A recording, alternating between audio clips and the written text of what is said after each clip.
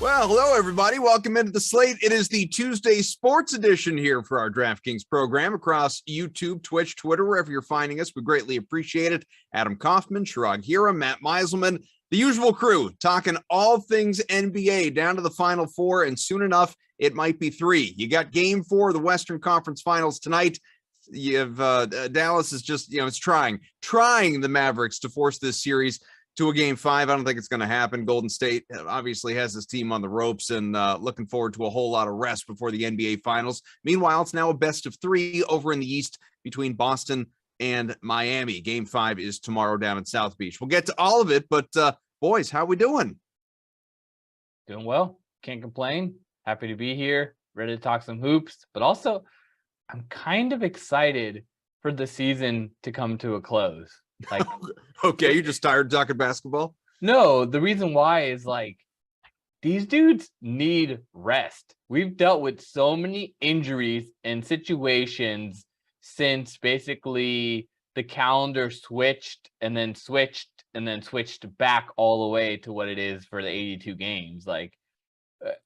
And then on top of the Olympics, we saw Zach LaVine underwent knee surgery today. He's good to go, should be ready to play next season. There's rumors that he's going to try to join the Lakers, but I just feel like I'm ready for the season to wrap in a normal fashion and the guys to get a normal off season. And then we can be back to just who's not tired of these injuries? That's my biggest thing. I just want to see the Warriors take it so that everyone in Boston can cry about it. And then Matt can cry about it some more too. And then it'll be all good. Cause I said the Warriors were the best team to start.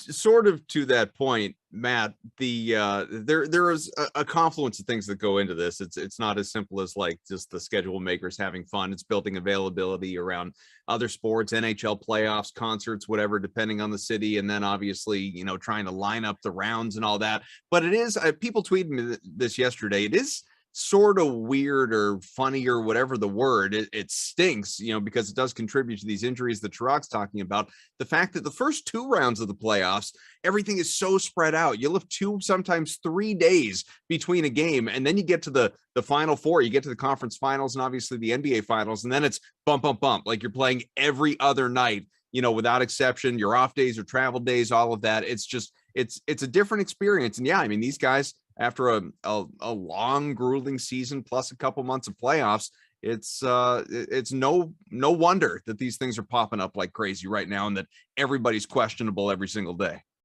No, I totally get it. And I understand what Chirag's saying too. But honestly, if you could give me a Pacers-Pistons game on July 1st, just start it up immediately, I'd be thrilled. I love it. I'm not forward sick to Summer of it League at all. then, are you? Yeah, well, I mean, the betting opportunities for the Summer League, that's too much chaos. There's a fine line. I don't really understand enough about Summer League to dive into that too much. But yeah, I mean, the regular season with all the different injuries, that's where most of the betting value comes from. It can be annoying to keep track of for sure, but there's just so many betting opportunities when information is just changing all the time. And we actually got a lot of good injury information earlier in this series where Miami ended up being a pretty strong bet for game 1. It was a hard one for me to make because I'm on the Celtics train, but Miami, when we got the Horford news, there was an opportunity there. And then we got the worst line of the entire playoffs in game 2 as a result of Horford returning, where I don't really understand how the Celtics were 4-point underdogs. I probably would have liked them for that game, even if Horford wasn't playing. And then game 2 obviously went really well for Boston. So the injuries create the betting opportunities. That's where, I don't know, for me, it's 3/4 of the value comes from changing information. If we found out Steph Curry, I mean, I'm biased clearly. So for me to say, I don't really hope anyone gets hurt, but I wouldn't be that upset if Steph Curry, tweaked his ankle and had some issues going into the finals, because it's unfair right now. It really is. I don't think that the Warriors are going to win game 4. I do think they probably win in 5 though. And if the Celtics make it to the finals, the Warriors are going to have extra time off, and it's just unfair. So we need to level the rest versus rust. I just can't, Shrug. I can't believe what I'm listening to on the heels of last week. Like, we'll talk about the Western Conference Finals later on in the show. We're here with you until 6, but it was just a week ago, right? That first Matt gives Al Horford COVID, and now he's sitting here and wishing an injury upon Steph Curry. I'm not wishing it. I promise I'm not wishing it. I just. We already have Otto Porter hurt. No big deal, right? If he tweaks his ankle, we know who we're tagging tonight on Twitter. Yeah, and who's got the voodoo doll? Yeah, seriously. Like, I mean, he honestly, throughout the season, I'm gonna give it to Matt. He deserves the flowers. He predicted, it might not have been 100% of the time right, but there was opportunities and edges to be found with injuries and rest and all those kinds of situations. He was on top of it from the start to the finish. So if there's anybody that can guess or predict or put somebody to have an injury, it's definitely Matt. Let's talk about this East Finals series, which again is a best of 3 going back to Miami. So as we know, if this thing goes 3 more games, 2 in Miami, the Heat have retained home court advantage after it's been in every other. These teams can't seem to win 2 in a row, at least thus far. And and I say this as a Celtics fan. Obviously, Matt as a big Celtics backer. The series has sucked so far. It really has. I mean, you've had 4 games that, regardless of what the final score has been, 4 games that have all been blowouts in one form or another. I mean, I know that game 3 got close toward the end when Jimmy Butler sat out the second half. Injuries have ravaged this series. Like the Celtics, I don't think have been at full strength for any of these games. You have Marcus Smart, who missed the last game, questionable now for game 5. He's missed multiple games in this series. Rob Williams, who did come back for last game after missing game 2, is questionable for game 5. The Heat, they just list everybody as questionable every single game, although Jimmy Butler is surprisingly not on the injury report. And he said that his issue, his knee wasn't bothering him in the last game as bad as he was last night. So we'll see. But I do think it's really interesting. And this, I feel good. Honestly, I feel good because this supports for anyone that follows me on Twitter, what I keep preaching on Twitter. And I'm getting backlash from the Heat fans that have discovered my Twitter account and gotten all up into my mentions. Every time that I say the Celtics, if they just play their game, they are the better team. Like, to me, pretty, not unlike against Milwaukee without Chris Middleton, like pretty convincingly the better team. And there's the whole quarters thing. We could do that, Matt. I know you love that. I love it so much. They are the better team. And to really sort of show you that I'm not alone, that Vegas feels the same way, or at least this is where the money's going. The Celtics for game 5, coming off the blowout win in Miami, are favorites. They are favorites in Miami by 1.5 on the DraftKings Sportsbook, Shrug. Yeah. And they're taking 83% of the handle, 75% of the bets. That's really, really interesting because there's a chance that Marcus Smart plays, so that's a boost to the Celtics. But to see this much money and handle going to that on a road favorite, pivotal game 5, it's difficult to say yes, but like, isn't it just better to take the money line in that instance? Because like, now I don't have to deal with the spread or whatever happens. But like, game 5 is going to be the deciding game of the series, and it usually is in 7-game series. Game 5 is usually the biggest one. So people said that against Milwaukee. The Bucks went out and they took game 5 against the Celtics. And then all I had to hear for days was 82% of the game 5 winner in a tied series go on to win the series, and Boston won 6 and 7. I'm not sitting here and telling you. I'm not sitting here and telling you that would definitively happen again or something if the Heat go and take game 5. I'm simply saying, like, to some degree, these stats are just based on history and not rooted in current present day reality. I don't all of a sudden think, no matter who wins game 5, I don't feel like the series is over at that point, Matt. No, well, first of all, you're not going to find any disagreement from me on the Celtics being the better team. Like last week, I said that the Heat were the easiest matchup that the Celtics have had in the entire playoffs. I think the Nets and Bucks are both better than the Heat. I just think this is a team that happened to get the 1 seed because they were healthier than other teams throughout most of the year. And I think they just overachieved a little bit. And they only got the 1 seed by a couple games. Like, it could have gone to any number of teams. It was pretty bunched up at the top of the Eastern Conference. So The only reason that I think anyone would consider Miami to be the better team is just the fact that they're the 1 seed. But we all know the Celtics are the better team. We can see it in the betting line. I do think, though, that it's a bad idea to bet on Boston in game 5. And I think it's a bad idea to bet the Celtics to win the series right now, because I just think the prices are bad. Like minus 175 for the series right now, you'd have to be something like 62 or 63% sure that the Celtics win. That's your break-even point. It's not that high. Like, I think we're probably talking about somewhere in the high 50s, maybe 60% in terms of chance that the Celtics win the series. It drops a little bit if we have to worry about Marcus Smart and Robert Williams being hurt. I don't think it matters if Tyler Hero plays or not. And, we could argue with Miami fans on Twitter about whether Hero being out actually is good for the Celtics.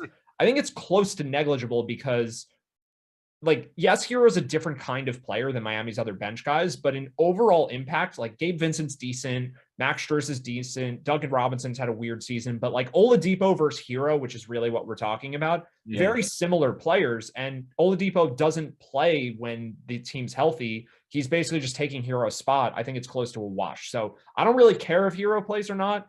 It affects game totals because of his defense, his lack of defense. But as far as who wins, I don't care. So I don't know that I would bet Miami. I definitely, if Smart doesn't play, and especially if both Smart and Williams don't play game 5, I think Miami at plus money at home is a good bet just for that game. I have to throw out all my biases, all of the things that I believe about the Celtics being the better team. But the combination of Butler not being on the injury report, the Heat being at home, and then Smart and Williams potentially banged up, I think that would make Miami a good game 5 bet. But if Boston's fully healthy and you're like me and you have Celtics futures, I think you just let it ride at that point. I think that the series is priced correctly if both teams are healthy. It's a big if. We don't really know. We don't know yet if Smart's going to play or not. It seems like Williams will probably play, but I don't have a good read on Smart at the moment. So I'm kind of just doing nothing, and we'll see if anything crazy happens as far as other injuries. But for now, I think the series is priced pretty much correctly, and the Celtics are, about 60-40 to wind up winning it.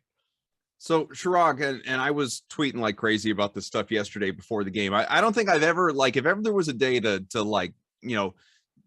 trail my bets or whatever, it was, I couldn't have possibly read last night's Celtics game better than I did, between the Tatum bounce back, the wild decrease in turnovers and the Celtics protecting the ball, winning by double figures with Smart sidelined, Rob's impact coming. It was, to me, this was all just wildly predictable on the heels of what happened in game 3. It really was.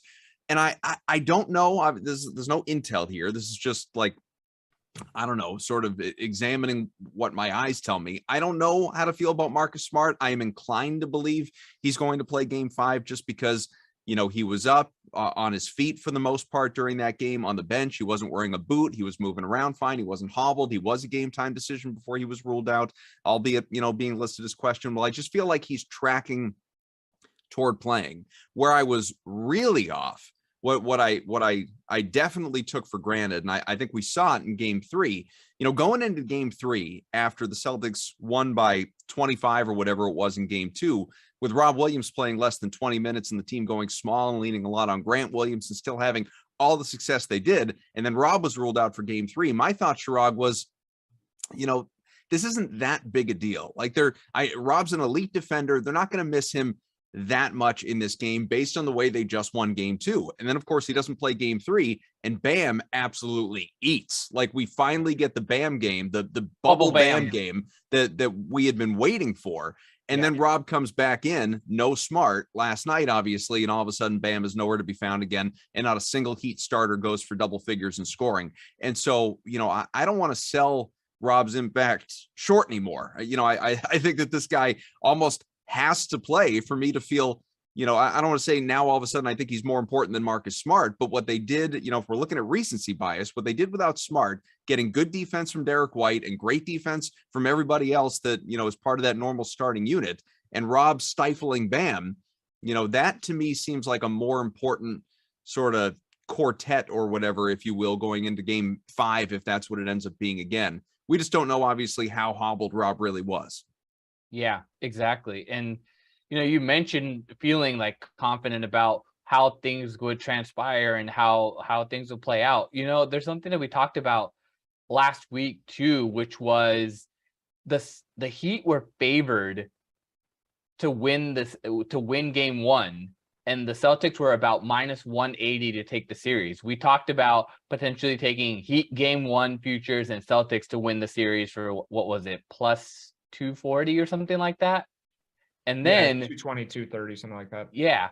And then also mentioning like the best bet available to have would be taking the Celtics on the series. Then if you didn't want to take that, wait for the Celtics to lose game one and then come back in game two and take that series. Just a quick thing to interject here, though. All of that ended up being much better than we anticipated, because when we talked about this, we didn't yet know Al Horford had COVID. So like all of that played out much better if you were on those bets, because obviously the Heat had a better the Celtics might have won game one if Horford played. Sure. Yeah. But I just found that it was just one bad quarter, Matt.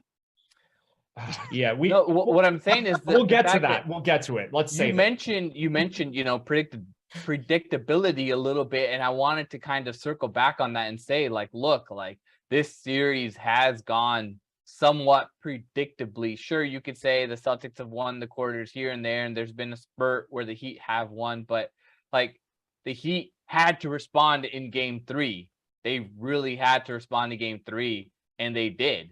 So we're in a scenario here where, again, they need to respond, but now it's like, okay, Hero's dealing with something. Butler not on the injury report, even though a billion guys on the injury report. Butler's not one of them, but you could see he had no lift. Like, that's where I'm trying to figure out now in this game. Like, the sports book has it set at the Celtics to win. So, like, we've had such a predictable series in a sense. Where does it go from here? And does that mean that the Celtics take it? No, it's a good point to cover, because one of the reasons playoff betting is harder than regular season betting is because we don't know the health of the players as well. And in the regular season, if someone's 50% healthy or even 75% healthy, they generally just miss the game. Yep. Guys don't really play through injuries much in the regular season, but in the playoffs, like, it's so important that everyone can, in theory, like all the guys are playing hurt. So whatever evaluation of players you use up to that point, it kind of goes out the window to some extent, because the players are not the same as they were all year in many cases, because they're dealing with stuff. And a lot of the time, they're just not going to say anything to the media. Luka Doncic is wearing the wrap on his shoulder. That becomes a target. I know this isn't hockey, and you're not going to just go after his shoulder because he's hurt there, but I think there's an incentive for the teams to hide the injuries as much as is reasonably possible so that the other team can't exploit them. If someone has an injury to one hand and not the other hand, maybe you try to force them left to take advantage of the fact. You don't try to injure the injury that they have, but you just try to play them a little differently because there's something off. So I think there is a lot of that, and it just makes it a little more difficult to quantify everything across the board. But the point I want to go back to just quickly is we have to be careful just doing the hindsight thing of like, oh, it was so predictable. I know, Kaufman, you were on Tatum having a really good game and the Celtics winning easily, but there was nobody who was like, oh, the Heat are going to come out and win game three.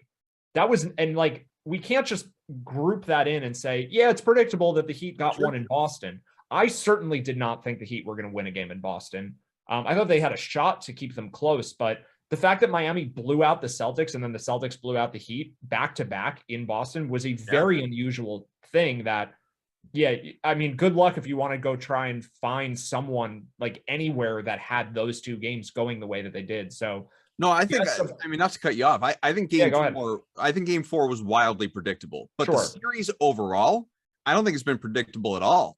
Like, I think game one was somewhat predictable once we got just because of the injuries, finding out Horford and Smart weren't going to play, the travel, the lack of layoff. I guess, like we were sitting here, we all felt pretty good about Miami taking game one. And then I guess a Boston bounce back in Miami. But I don't know, game three, the way the Celtics came out in game three at the Garden and that, 20+ point hole in the first quarter, I never in a million years would have envisioned. And with this series now sitting 2-2, this is what I was going to ask both you guys. And Matt, since I cut you off, I'll let you go first here.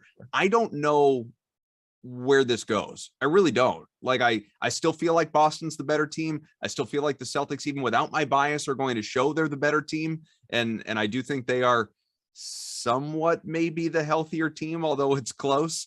But I don't know where it goes, because you can say all you want, yeah, Boston's better, but we've now seen in 2 games, or at least, 2 miserable quarters, that you don't know if Boston's going to come out and be the better team. Yeah. No, I think that's the correct viewpoint, though, because we don't know what's going to happen. I think we do know that Boston is better.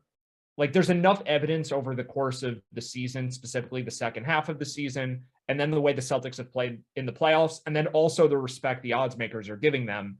I think all of that adds up to make us, we can be very confident the Celtics are better than the Heat, but the Heat are home for 2 of the remaining 3 games.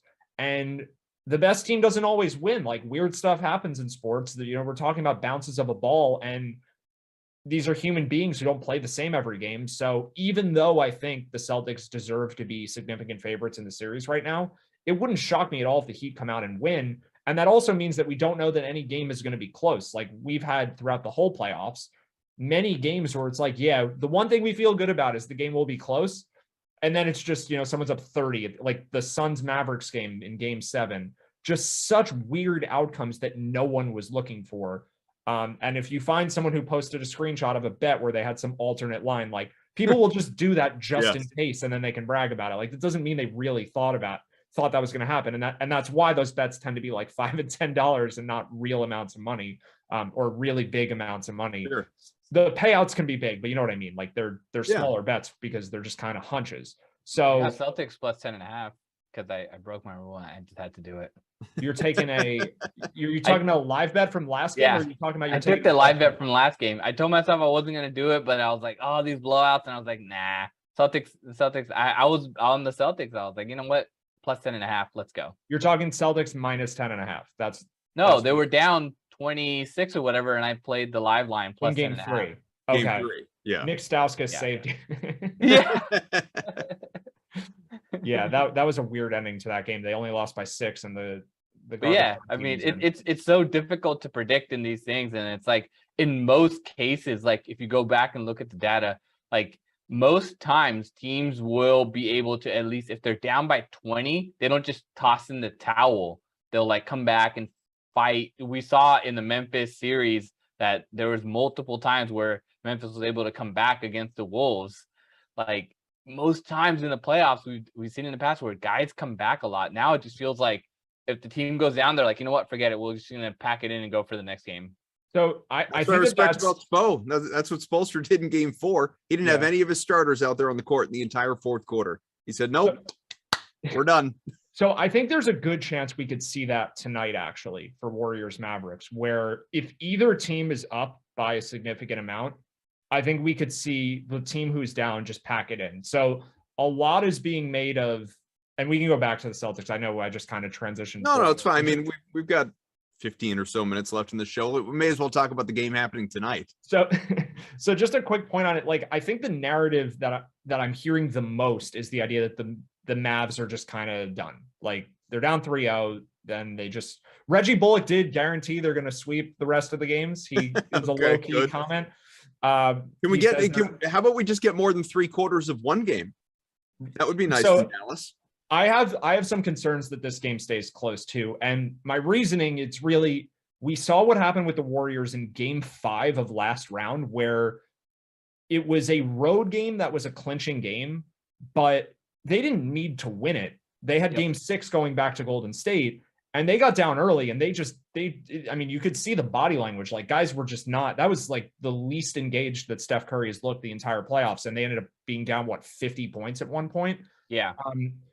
At the same time, if the Warriors go up early, like the Mavs know their season's over. You could see it working out where if Dallas is hot at the beginning, the crowd could actually get into it, because it's like, all right, let's feel like we have some motivation, because the series is not technically over. If Dallas starts the game up like 10-4, it could get pretty loud in there. But at the same time, if Golden State's up, 10 points at the end of the first quarter, that might just be it. So this is not a game where I would live bet the team that's losing. I think actually looking the other direction where whoever's up early extends it further. It kind of sounds like I'm buying high on the idea of like blowouts everywhere. But I think when you have a 3-0 series, sometimes even a 3-1 series, you get a higher variance game where the motivation can just be quirky and it can be all over the place. But overall, like, just my thoughts on like who wins. I think a lot of people are just like looking at the way the series has gone and just saying Warriors should win. They've been better, but they're not realizing like Otto Porter Jr. is out and the Mavericks were just 3-point favorites in game 3. Mm-hmm. And the only that Porter is the only difference between those two games, other than the fact that Dallas might not care. But what if Golden State doesn't care? Like this, we're going to try to play like psychologist on these NBA players. We don't know. We don't know what the motivation is for these guys. We can take 2 comments that people made in the media and try to assume that that's enough evidence for us to say like Dallas doesn't care, but Golden State cares. We don't know. So ultimately, I think the numbers of like just, holistic player ratings would indicate that the roster for the Mavericks tonight, despite the fact they're down 3-0, is actually better than the Warriors roster. I know that it doesn't look good for me having claimed this at the start of the series. I understand that, but this is a very depleted version of the Warriors. They're extremely top heavy. And if it wasn't for Kevon Looney turning into Shaquille O'Neal for 2 games, like the Dallas could be up 2-1 in the series. So like Mavs are favored tonight. They are favored. Like I think -20 is a reasonable bet. I think they should be more like -140. Like there's not a lot of value here. I do think they should win. I'm not going to say the series is still live. I think Golden State ends up winning the 5th game, but they're not getting enough respect. I could see them looking better and surprising people a little bit. Sherrod, what do you think?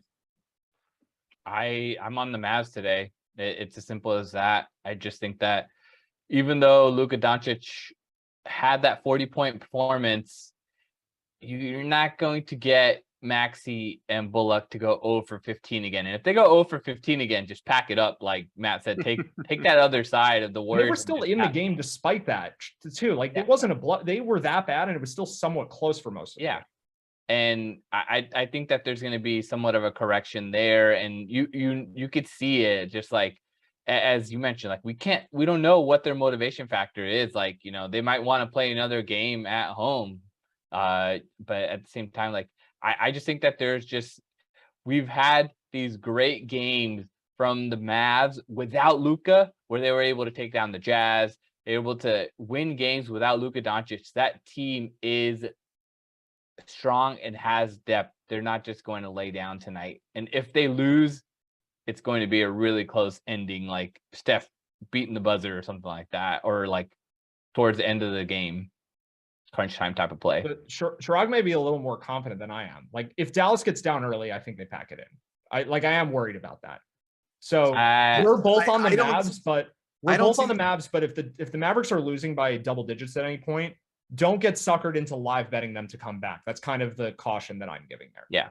Yeah, I mean, I'm not sitting here saying that I would be confident in the Mavs coming back from a big deficit. I think it would probably be over, but I don't think they'd pack it in. Like I think Luka will play this thing to the bitter end if he's allowed to. I don't see him like not playing in the 4th quarter. And so obviously we know what Luka like. Sort of to that point, we've been obviously living in the DK Sportsbook for the most part. We could get into player props and any sort of parlay picks or anything like that, but. For people that are playing Showdown and DFS, I mean, is there a better play tonight than Luka? Like, is Luka like cash games, auto captain, tournament plays? Maybe you're going a different direction just for differentiation, but is there a better option than Luka tonight? Well, I just want to make one more quick betting point, and then, I think we should talk about Showdown. But just in terms of the finals odds, this is a huge game for the Celtics and Heat, just in terms of how much rest the Warriors could get if they win.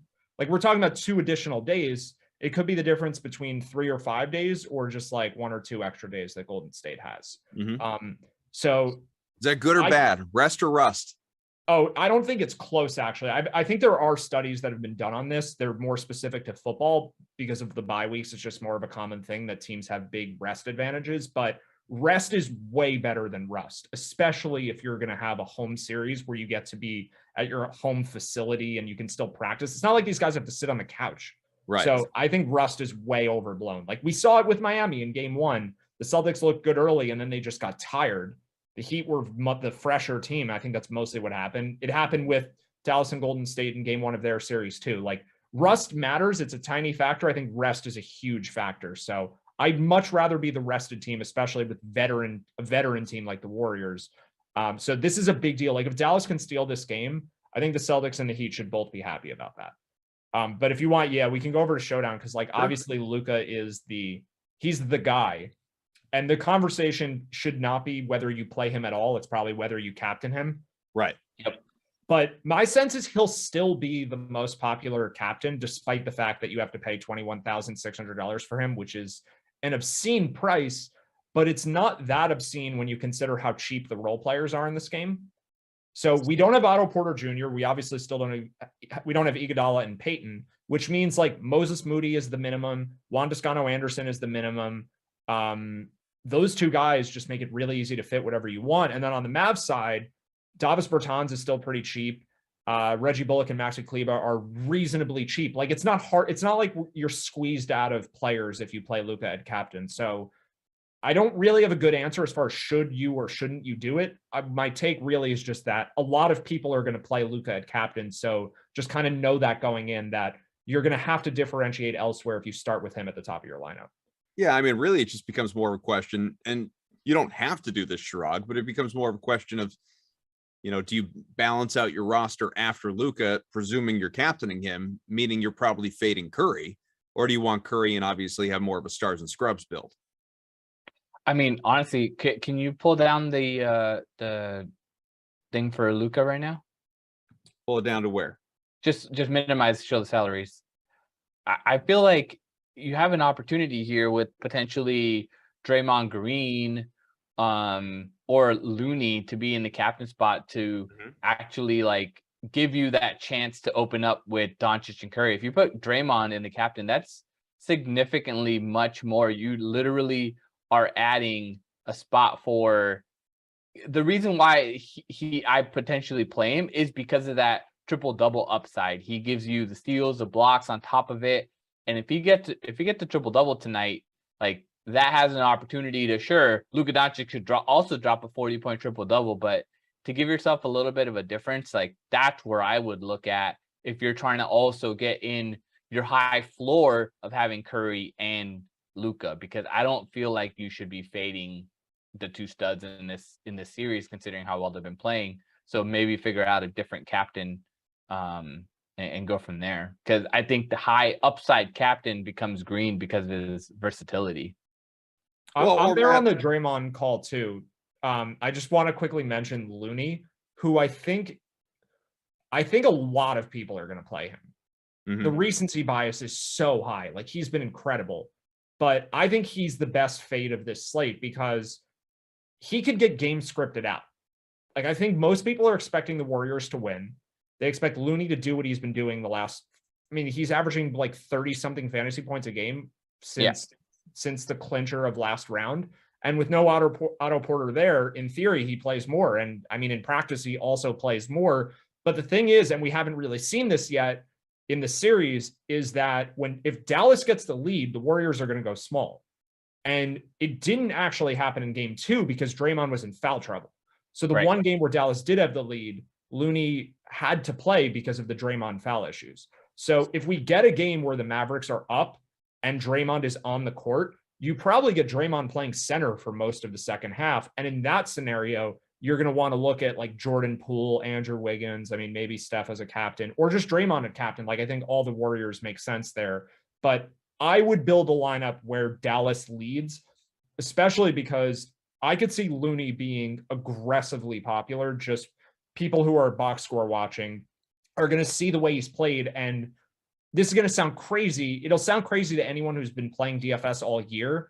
But I think Looney, despite being in Draymond's price range, could be more popular than Draymond Green.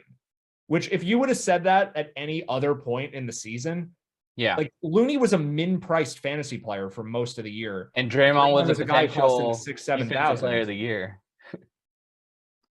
So it's a bit of a weird situation for sure.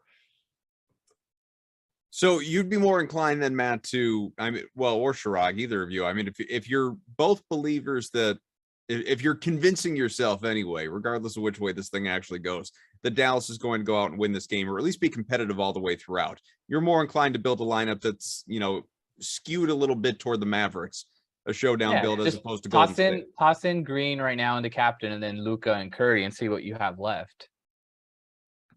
Might be a little tough to fit still because, well, like, you might need a Moses Moody, but we'll see. We'll give it a look. Yeah. So you got 4K left. Scroll down, see who's available. You have Bertans sitting there at 2,600. You could fit like Kleba we've been talking about. You could fit Kleba, obviously. He's right there. And so I don't like the idea of wanted a Moody, you could do like a Finney Smith, something like that. Yeah.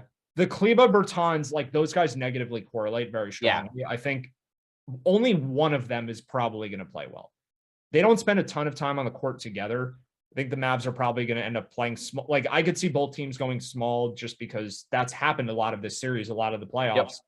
Yep. This build I think squeezes you a bit where you're like in a large tournament, the lineup that starts with this 3-man combo, even though Draymond is a relatively contrarian captain, and you'll get like, let's say Moody, Kleba, and Finney Smith, something like that, that will be duped very heavily. I think that you probably want to lean towards fading Steph because it's just not a great price tag for him. And I think a lot of people will do this. You can fit this with reasonable ease because Moody just makes it work.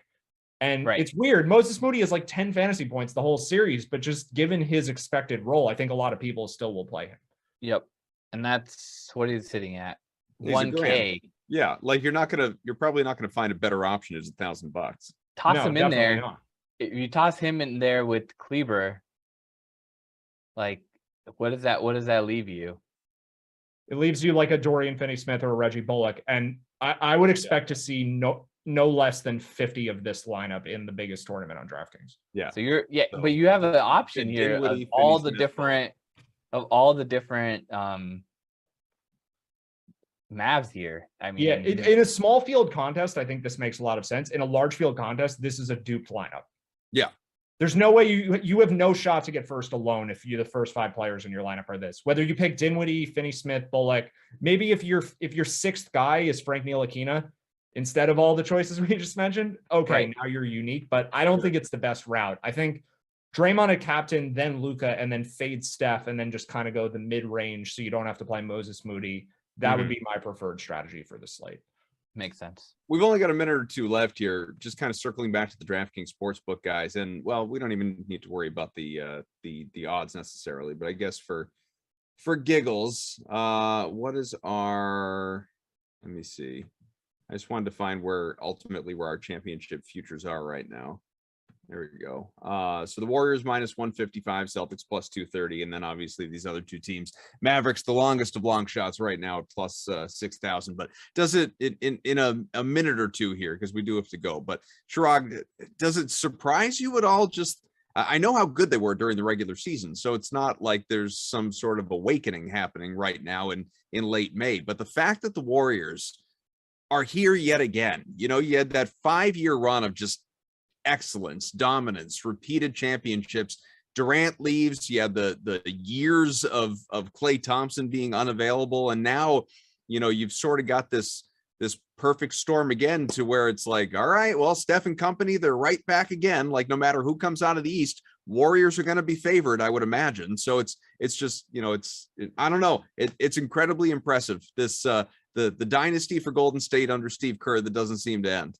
My biggest question is, how would this team look if they drafted LaMelo Ball over Wiseman? Like, man, sure, Jordan Poole probably would not be as big of an impact or whatever, but like, man, this team is deep and they can continue to have this run because Kuminga's going to be better next year. Moody's going to be better. Like, and they will be able to pick up veterans that will play at a minimum or whatever. Like, this team, looking at those future odds plus 500, sure, you don't want to lay that right now as they're the favorites, but man, they have a chance to even repeat.